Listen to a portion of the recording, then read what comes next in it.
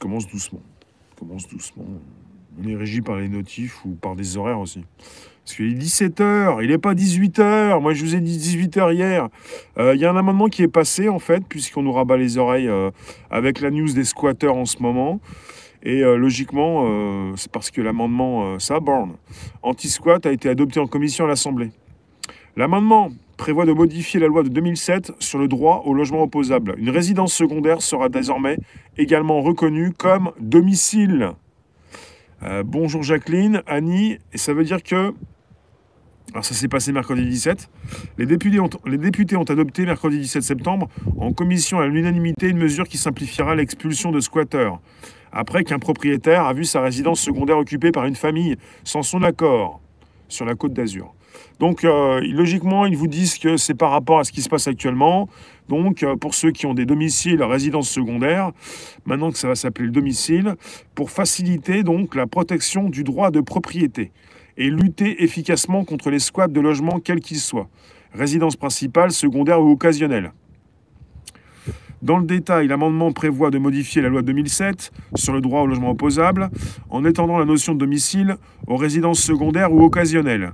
Une fois le squat découvert et les faits dénoncés aux forces de l'ordre, le propriétaire du logement saisira le préfet qui aura 48 heures pour répondre aux plaignants avant de mettre en demeure le ou les squatteurs de quitter les lieux. Voilà. Parce qu'en ce moment, vous avez des news qui concernent, ça pelote, des personnes qui occupent des lieux, qui ne veulent pas les quitter. Et après, ça prend du temps, un temps certain, avant de faire quitter ces squatteurs. Donc, on a eu un président Macron qui a dit qu'il pourrait donc aider les SDF, qu'il n'y ait plus de personnes dans les rues. On a un président donc qui ne va pas venir vous sauver, vous aider. C'est un président qui va vous virer de votre squat. Voilà. Après, logiquement, squatter, c'est pas forcément ce qu'il y a de mieux à faire.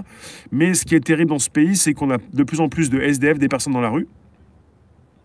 Tu comprends les propriétaires? Oui, mais bien sûr, moi je comprends tout le monde. Sauf qu'on est avec un état de fait, une crise sanitaire, une année 2020, et des Français qui ne se réveillent pas, ou qui n'ont pas envie, ou qui n'ont pas envie de se bouger, ou qui n'ont pas compris ce qui se passait. Et on n'a pas le droit de dire que le gouvernement ne sait pas ce qu'il... Enfin, on dit toujours que le gouvernement ne sait pas ce qu'il fait. On n'a pas le droit de dire qu'il sait ce qu'il fait. Sinon, on part dans des directions qui ne sont pas possibles. On n'a pas le droit de rapporter une vérité. Sinon, on passe pour des... Pour qui, d'ailleurs? On n'a pas le droit de mettre les points sur les i, les barres sur les t, de comprendre ce qui se passe. On n'a pas le droit. Salut, Elisabeth. Puis il n'y a pas que ça. Hein. Il y a pas mal de choses qui passent en amendement. Au niveau des amendements actuellement... Voilà, il n'y a pas forcément d'opposition en France, donc ça passe facilement. Ils peuvent, c'est clair que c'est pas logique avec ce qui a été dit l'année dernière. Objectif, pas de SDF. Mais moi, je tenais à parler de ça. Pourquoi? Pour dire à ceux qui pensent que sur certains lives, certaines vidéos, on raconte n'importe quoi, pas forcément ici, pour préciser que c'est pas l'État qui va venir vous aider. Il y a des personnes qui pensent encore qu'on va venir les aider, les sortir de leur trou. Non. Si tu peux pas t'aider toi-même, ou ton voisin, ou quelqu'un de proche, bonjour Sylvain, bonjour Ram, c'est pas l'État qui va venir t'aider, l'État, il est là pour écraser. Si votre propre famille n'est pas là pour vous, qui le sera? L'État, il est là pour abîmer tous ceux qui sont donc déjà fatigués. Ce qui est clair, c'est qu'il y avait donc des résidences secondaires, maintenant il n'y a plus que des domiciles, et logiquement, on va te mettre rapidement à la rue. La mesure la plus rapide faite par le gouvernement actuellement, c'est de vous mettre à la rue si vous squattez. Et vous squattez pourquoi?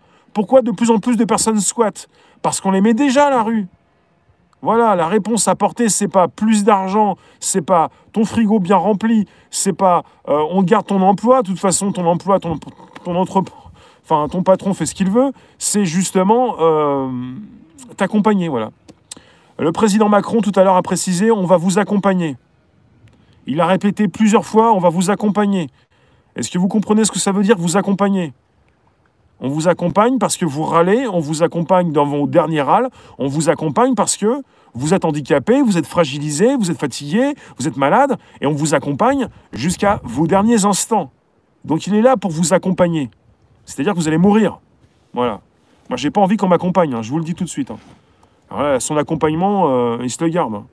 J'ai vraiment véritablement pas envie qu'on m'accompagne, parce que j'ai pas envie d'en terminer là.